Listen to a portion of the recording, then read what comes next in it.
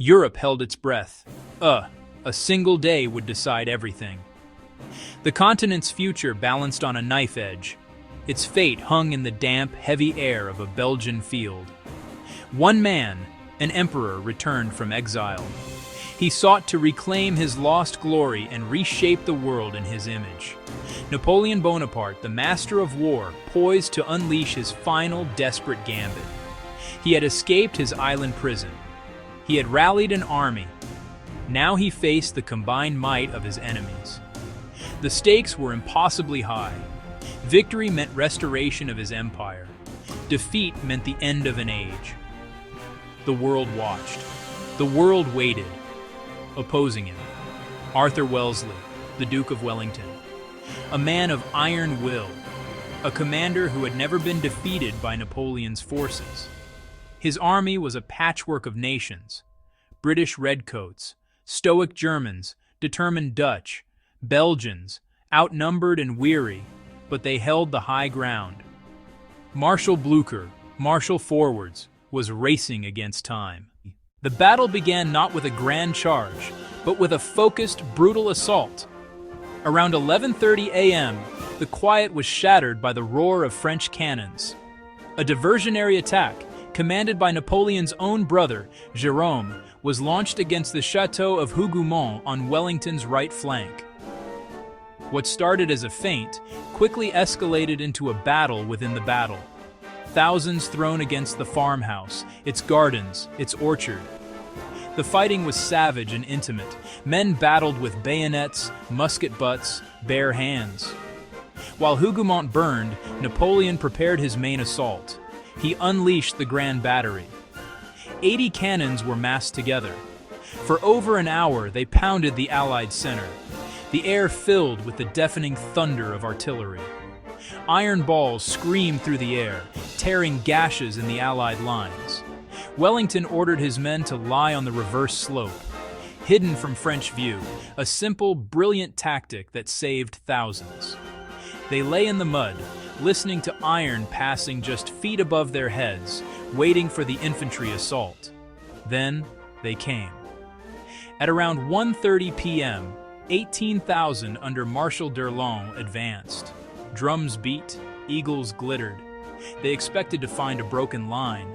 Instead, a disciplined and deadly surprise awaited. Up, guards, and at 'em, thousands of redcoats rose. The British in a thin, too-deep line could bring far more muskets to bear. They unleashed devastating volleys at point-blank range.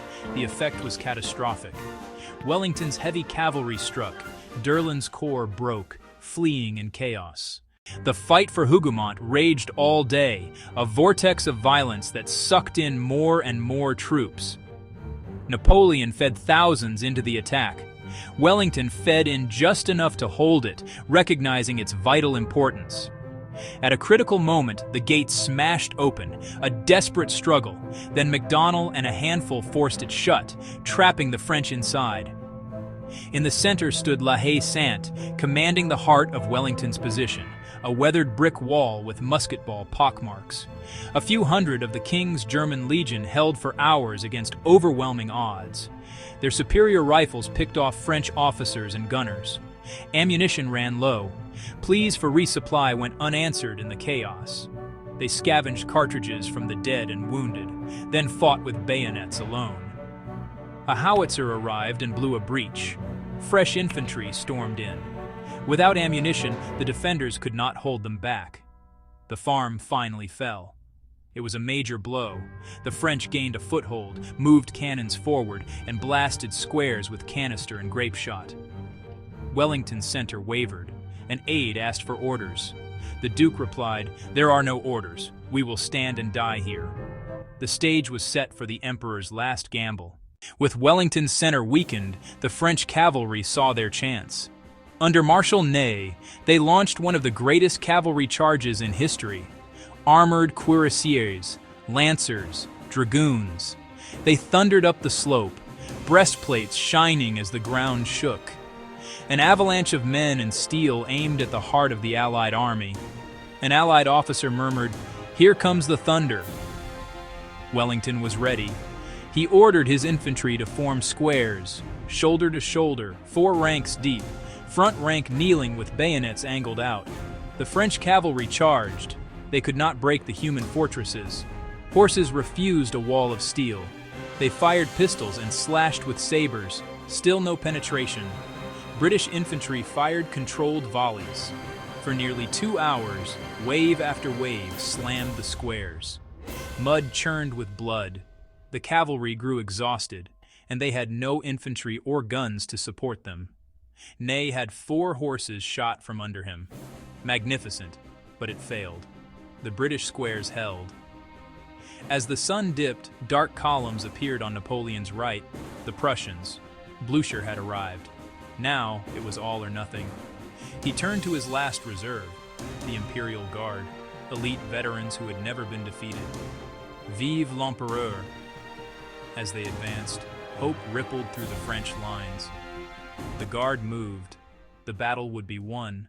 The Imperial Guard marched up the slope in 2 massive columns, their tall bearskin hats making them seem like giants, drums beating as they advanced into the teeth of Allied fire. They pushed back the weary British battalion, the Brunswick Battalion. For a moment it seemed they might succeed. Wellington steadied his men. Everything depended on the next few minutes, the future of Europe on that muddy ridge in a few thousand tired, desperate hands.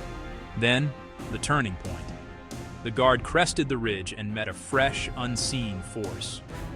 Wellington had concealed the first foot guards, lying on the reverse slope. At his command, they rose and fired a shattering volley at just 20 yards. The effect devastating. The front disintegrated. Another British brigade appeared on their flank and poured in close-range fire. For the first time, the Imperial Guard faltered. They stopped, then began to fall back. La Garde recule! The Guard retreats! The sight broke French morale. Wellington waved his hat, the signal to advance. The entire Allied line surged. The Prussians broke through on the right and onto the field, attacked front and flank. The French collapsed into chaos. The battle turned to rout. Soldiers threw down weapons and ran, pursued by Prussian cavalry at twilight. Napoleon was swept from the field, his reign over. The battle ended. The cost, over 45,000 killed or wounded in one day. The fields of Waterloo were a vision of hell, but it was decisive. It ended the Napoleonic Wars, crushed Napoleon's ambitions, and ushered in a century of relative peace. A new balance of power forged in the mud and blood of a Belgian farm field.